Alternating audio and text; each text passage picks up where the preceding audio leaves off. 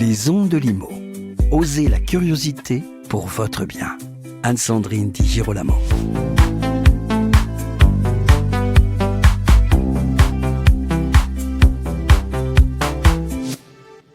Mon invité s'est monté jusqu'au dernier étage à vitesse grand V. Il aime la course à pied, les médias, le podcast, le partage. Figure de l'immobilier de prestige à Paris, il est agent immobilier chez Varenne. Il est aussi l'heureux titulaire d'un compte Instagram qui s'est donné la juste mesure de lieu emprunt d'un rare supplément d'âme. Il est l'agent immobilier capable de partager avec son audience et celle de Varenne son amour pour une certaine esthétique, pour tout ce qui relève de l'exception et du rare. Avec lui, nous allons parler de communication, de digitalisation, de réseaux sociaux, de formats immersifs au service du prestige. Bref, nous parlerons d'immobilier de luxe à l'ère du digital et des réseaux sociaux. Bonjour Antoine Plantin. Bonjour, merci pour cette belle présentation. C'est agréable. C'est un plaisir. Merci en tout cas d'avoir accepté mon invitation. Première question, on l'a compris en écoutant mon introduction, vous avez intégré dans votre quotidien d'agent immobilier la communication sur les réseaux sociaux avec des vidéos qui, je le précise ici, sont de qualité professionnelle. Et ça, déjà, c'est important de le dire. Ma question, c'est celle-ci. Est-ce qu'on peut encore être agent immobilier dans le secteur du luxe sans être présent sur Instagram, TikTok, LinkedIn, armé au surplus de belles images ? Oui, bien sûr, heureusement. Oui. Je considère, moi, les réseaux sociaux comme un plus, en fait. Oui. C'est-à-dire que c'est une nouvelle C'est façon un outil.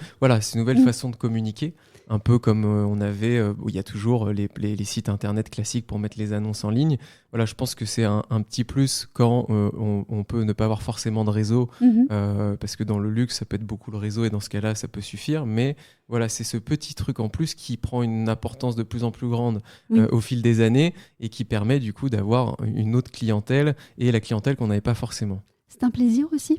Beaucoup. Alors moi, je prends plaisir à le faire aussi, donc c'est sûr que je vois pas ça comme un travail ou comme une contrainte. Il faut savoir, et c'est important que vous le disiez, c'est que c'est un format qui est plutôt professionnel, donc j'ai un vidéaste avec moi, donc ça prend du temps. Il faut savoir qu'une vidéo tournée pour 1 minute de livret sur les réseaux sociaux, on peut mettre entre 2 et 4 heures. Donc c'est quand même, c'est un investissement temps. Et oui, parce qu'il faut écrire un script, il faut organiser la visite, et puis après, il y a tous les aléas de tournage, mais on en parlera plus tard.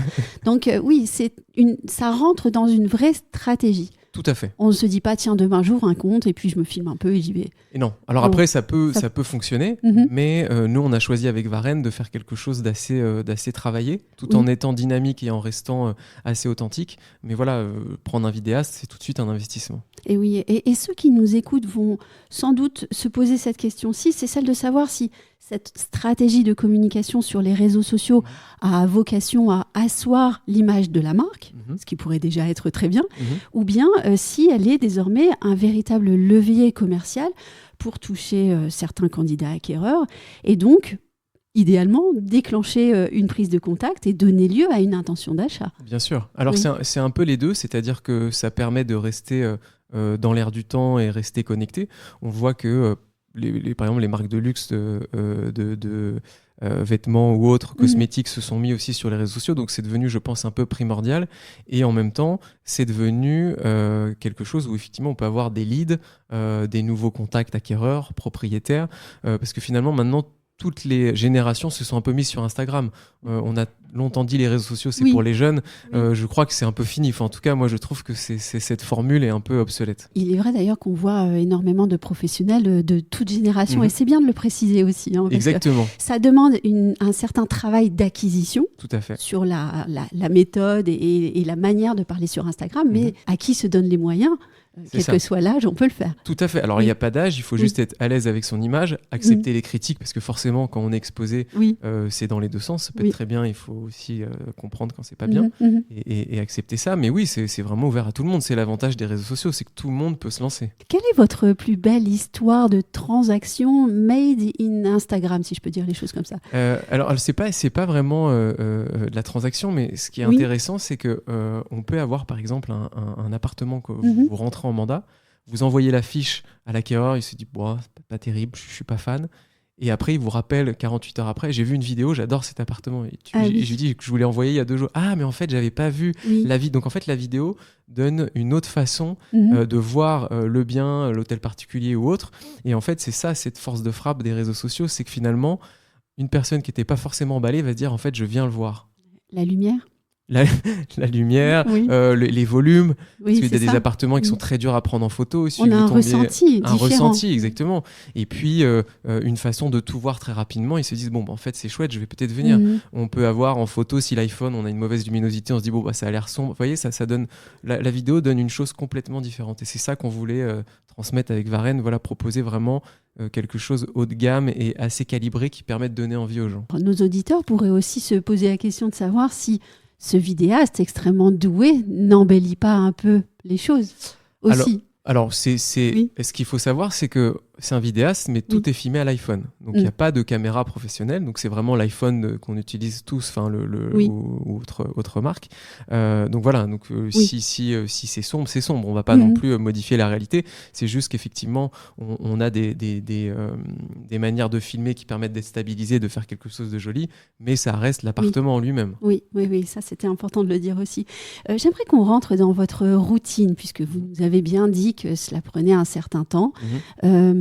Est-ce que vous avez une routine réseaux sociaux, comme certains pourraient poser la question de savoir la routine du matin, à quel rythme vous publiez, voilà. Alors, on a deux choses. Donc, il y a le compte Varenne qu'on essaye d'alimenter un peu tous les jours. Oui.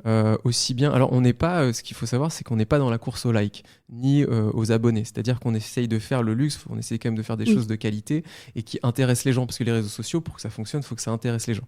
Donc, on fait aussi bien des vidéos. Photos d'appartements, mais aussi tout ce qui se passe autour. On fait un peu de lifestyle. Les gens aiment bien savoir les nouveaux restaurants, etc. Donc, on fait un mix des deux. Et après, concernant mon Instagram personnel, j'essaye aussi de poster un peu tous les jours, sous réserve que ça soit intéressant. Sinon, voilà, je ne suis pas dans cette optique de poster le plus possible. Et après, les appartements ou les hôtels particuliers, je les sélectionne quand même. Je ne filme pas tout. Oui. Voilà. Vous venez de dire quelque chose d'essentiel, c'est la cohérence. Tout à fait. Oui. Exactement. Que vous disent aussi les vendeurs, puisque là, on vient de parler d'une sacrée évolution quand même. Bien sûr. Donc, que vous disent les vendeurs de cette évolution dans la communication de l'immobilier de prestige? Alors, c'est assez drôle parce que ça a vraiment évolué. Au début, il y avait un peu une réticence en disant « mon bien va être exposé ».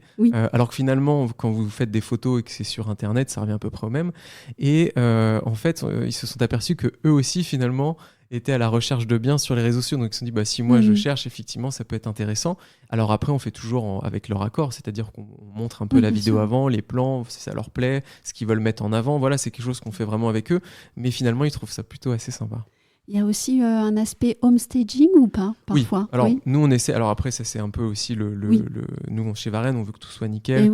Et même pour le propriétaire, le but, c'est quand même de mettre en valeur. Voilà, toujours. On va éviter que le lit soit défait ou les fleurs fanées, même si ça peut donner un style assez sympa. Mais voilà, on essaye vraiment que tout soit nickel pour que la vidéo soit le plus agréable possible. Oui. Et déjà, à l'époque du simple site internet, on demandait aussi aux clients de ranger leur maison et de faire le ménage, déjà. Complètement. Oui. Vous vous montrez beaucoup sur ces vidéos. Vous êtes le guide de cette visite vidéo. Est-ce que, et pardon de poser la question ainsi, est-ce que l'apparence physique, le style, la beauté, le charme, ça compte aussi? Je dirais presque comme pour un présentateur TV. Alors ça, c'est plutôt personnel. Moi, j'aime bien être plutôt bien apprêté et parce que je trouve on est quand même dans un segment où l'apparence est assez importante, mine de rien. Je pense pas que ça soit déterminant. Maintenant, je me vois pas arriver en short t-shirt pour présenter un bien à plusieurs millions d'euros. C'est juste, je pense c'est toujours la question de la cohérence, en fait. Une cohérence, façon d'être, respecter aussi la marque Varenne. Voilà, tout ça fait que j'essaye, sans non plus être... Je suis pas dans un costard cravate, mais j'essaye d'être plutôt assez chic, élégant pour que ça matche avec les biens qu'on propose. Et oui, mais alors là, nos auditeurs ne vous voient pas, mais on voit aussi beaucoup de sincérité dans vos yeux. En tout cas, j'essaye. Oui, voilà, il y a pas de. Ça, c'est important. Il n'y a pas de trait. Je pense que c'est aussi ce qui fait que ça fonctionne, c'est qu'il faut être authentique. Il ne faut pas hésiter à dire les choses, parce que voilà, c'est quand même là, ça reste un achat immobilier. Il ne faut pas prendre les gens, raconter n'importe quoi. Je pense que c'est quand même important. Alors, vous êtes quand même très aguerri avec la communication, puisque vous avez pratiqué la télévision, le podcast, avec votre podcast Dernier Étage, qu'on peut écouter sur Apple Podcast, si je ne me trompe pas. Tout à fait. Quel conseil donneriez-vous à vos confrères qui hésitent peut-être encore à se lancer? Je pense que c'est un outil, les réseaux sociaux, où déjà c'est gratuit pour poster une vidéo, donc c'est quand même déjà intéressant. C'est-à-dire qu'on peut vraiment avoir des nouveaux clients, entre guillemets, gratuitement. Après, c'est sûr que là, vidéa, c'est autre chose, mais moi, je trouve qu'on s'y retrouve assez facilement, puisque vous allez avoir des acquéreurs que vous n'avez pas forcément. Une vidéo qui marche peut toucher le monde entier. Par exemple, là, j'ai eu dernièrement 3 couples d'Américains, je les aurais jamais eu de passage à l'agence. Donc en fait, les réseaux sociaux, il n'y a aucune frontière. Donc si votre vidéo fonctionne, vous pouvez très bien vendre un appartement à un Italien qui l'a vu en Italie, en Espagne, à New York. Donc c'est quand même assez dingue, chose que les sites internet apportent quand même un peu moins. Et puis peut-être aussi se dire, bon voilà, quelqu'un qui est débutant, comment est-ce qu'on commence quand on est débutant ? Est-ce qu'il faut se dire, tiens, je m'y mets et je progresserai ?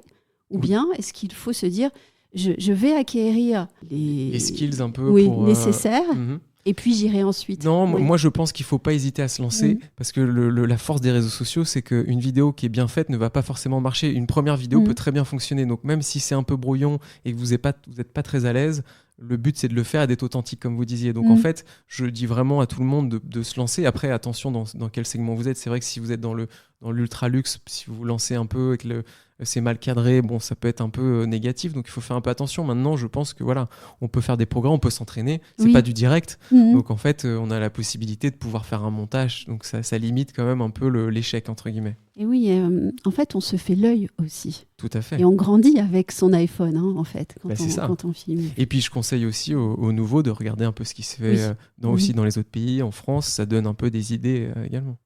Pour terminer, avez-vous une histoire de tournage à partager avec nous ? Alors, il y a plein d'histoires de tournage, mais dernièrement, j'utilise des drones pour avoir des plans un peu plus agréables. Et en fait, on a tourné là récemment et vous avez un temps limité pour voler. Et en fait, on n'a pas eu la possibilité de faire revenir le drone assez vite.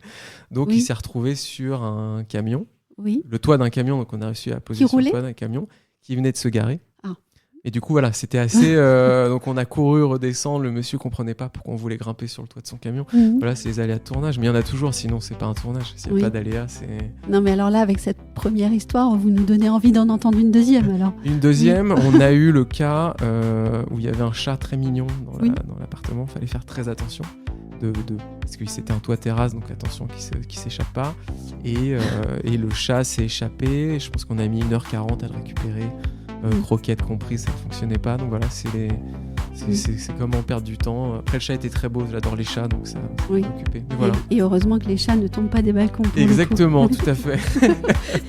Merci beaucoup Antoine Blandin d'être passé sur les ondes de Limo. Merci de m'avoir invité. Et puis à vous toutes et tous qui nous écoutez toujours plus nombreux, je vous remercie chaleureusement et je vous donne rendez-vous pour un prochain épisode.